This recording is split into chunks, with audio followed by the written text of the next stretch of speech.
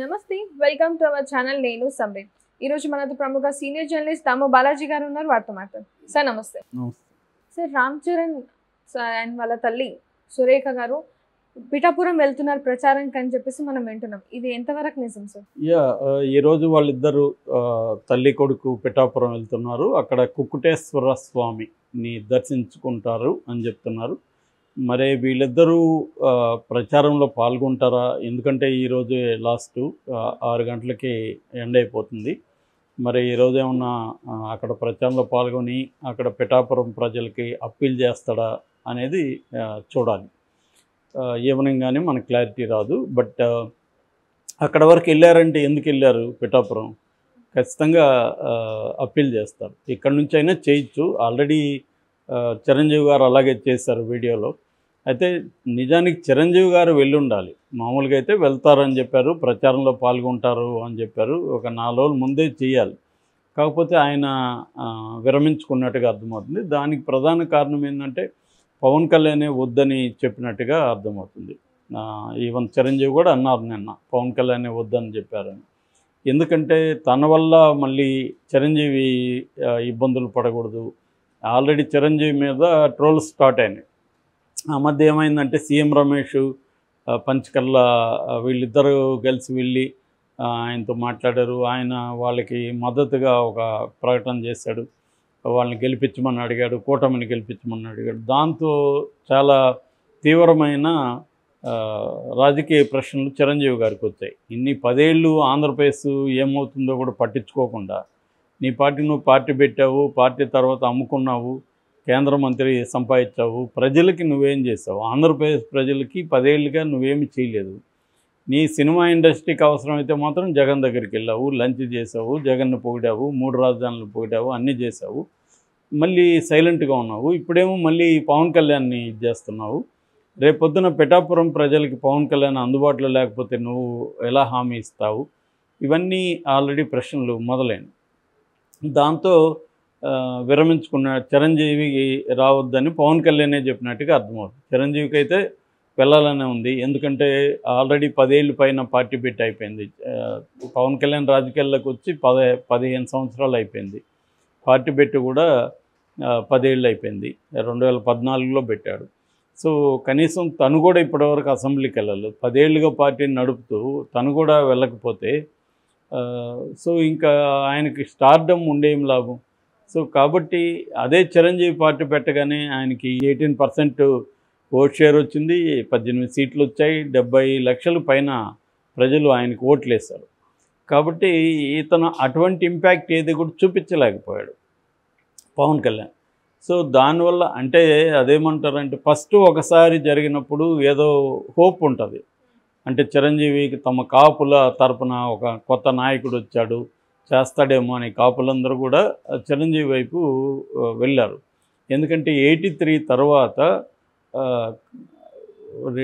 కమ్మారెడ్డి వీళ్ళిద్దరే ముఖ్యమంత్రులు అవుతారు అయ్యారు తప్ప ఇంకెవరూ లేరు సో కాబట్టి కాపు సమాజం కూడా కొంత ఆర్థికంగా బలపడడం మొదలైంది సో వాళ్ళకి ఇప్పుడు ఎప్పుడైనా ఒక సమూహం లేదా ఒక కులం ఆర్థికంగా బలపడినప్పుడు రాజకీయంగా కూడా వాళ్ళు అధికారాన్ని కోరుకుంటారు ఎందుకంటే ఓన్లీ ఆర్థికంగా బలపడితే సరిపోదు రాజకీయ అధికారం ఇంపార్టెంట్ అల్టిమేట్గా సో ఈ రాజకీయ అధికారాన్ని కోరుకుంటున్నారు కానీ వాళ్ళకి రిప్రజెంట్ చేసే ఒక నాయకుడు ఎవరు లేకుండా పోయారు చిరంజీవి ప్లేస్లో చూశారు సో నిజానికి చిరంజీవిని దాసరి చాలాసార్లు ఉపయోగించుకున్నాడు పరోక్షంగా ఉపయోగించుకుంటూ కాంగ్రెస్ని బ్లాక్మెయిల్ చేసుకుంటూ ఆయన మంత్రి పదవులు అవన్నీ సంపాదించుకుంటున్నాడు అందుకే నా చేతిలో చిరంజీవి ఉన్నాడు ఏమన్నా అయితే నేను పార్టీ పెడతా అని ఒక బెదిరిస్తున్నాడు సో ఇది చిరంజీవి గమనించి చిరంజీవి దాసరికి మనం ఎందుకు ఉపయోగపడాలి మనమే చేయొచ్చు కదా అన్నట్టుగా ఆయన రంగంలో ఎదిగాడు అంతవరకు బాగానే ఉంది కానీ దాన్ని సస్టైనబుల్గా నడపలేకపోయాడు చిరంజీవికి ఉండే ప్రాబ్లమ్స్ ఆయన పర్సనాలిటీలో ఉండే ఇష్యూస్ ఉన్నాయి ఎందుకంటే ఆయన ఒక టిపికల్ రాజకీయ నాయకులాగా ఉండలేని పరిస్థితి ఆయన ఒక పద్ధతిలో సినిమా ఇండస్ట్రీలో అందరితో మంచిగా ఉండి ఎవరి మీదైనా కోపం ఉన్నా కూడా ప్రదర్శించకుండా వాళ్ళతో మంచిగా ఉండి ఇలాగా ఒక మెథడ్లో ఆయన ఎదుక్కుంటూ వచ్చాడు అది రాజకీయాలకు సరిపోదు రాజకీయాల్లో కంట్రోల్ చేయాల్సిన చోట కంట్రోల్ చేయాలి నిర్మోహమాటంగా ఉండాల్సిన చోట నిర్మోహమాటంగా ఉండాలి ఇటువంటి విషయాలన్నీ ఉంటాయి ఇక్కడ. ఎవరిని ఎంత దూరం పెట్టాలో పెట్టాలి, అవన్నీ ఆయన చేయలేకపోయాడు. ఎందుకంటే ఆయన పర్సనాలిటీ అది లేదు. సో దానివల్ల ఆయన పార్టీని మూసేద్దాం అనుకున్నారు. ఈ లోపల ఏదో కాంగ్రెస్ నుంచి ఒక ఆఫర్ వచ్చింది. ఆ ఆఫర్కి కాంగ్రెస్లో కలిపేశాడు.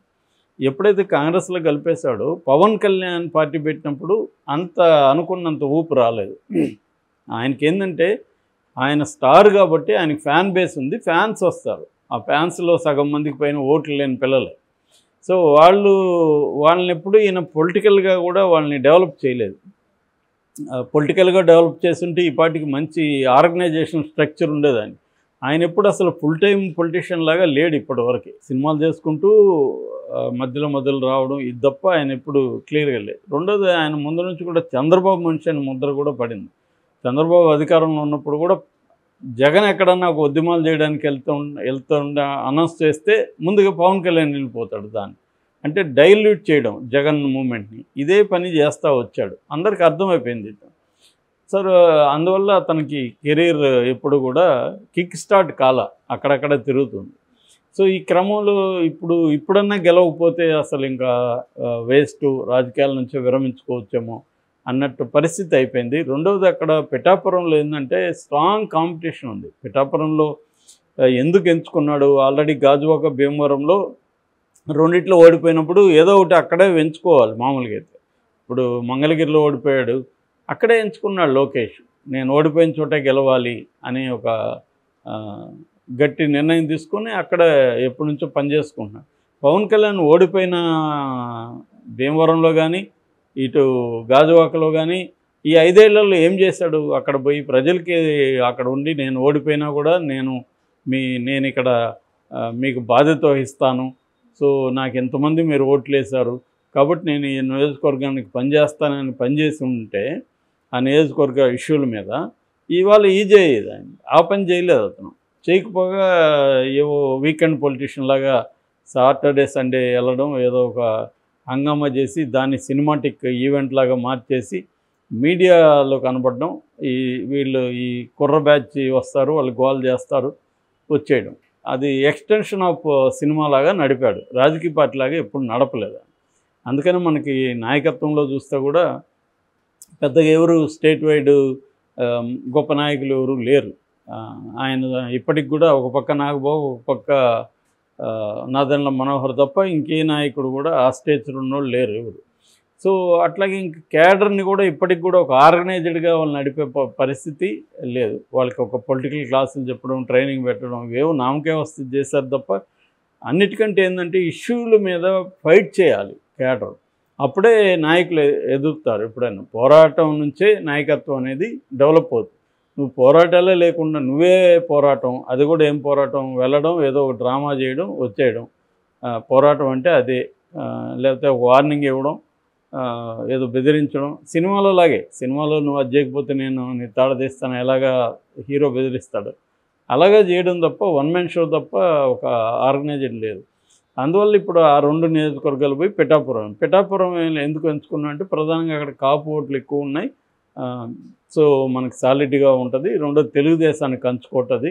సో తెలుగుదేశం సపోర్ట్ చేస్తుందని అక్కడ వెళ్ళాడు. కానీ అక్కడ వర్మ మీద డిపెండ్ అవ్వాల్సి ఉంది. ఎందుకంటే వర్మ తెలుగుదేశానికి అక్కడ స్ట్రాంగ్ ఇది. ఆయన రెబల్గా కూడా గెలిచాడు గతంలో, తెలుగుదేశం సీటీకి పోయినా కూడా. సో వర్మ మీద డిపెండ్ అవ్వాలి. వర్మ కంప్లీట్గా మనస్ఫూర్తిగా పనిచేస్తున్నాడా లేదా ఒక డౌట్ అయితే ఉంది.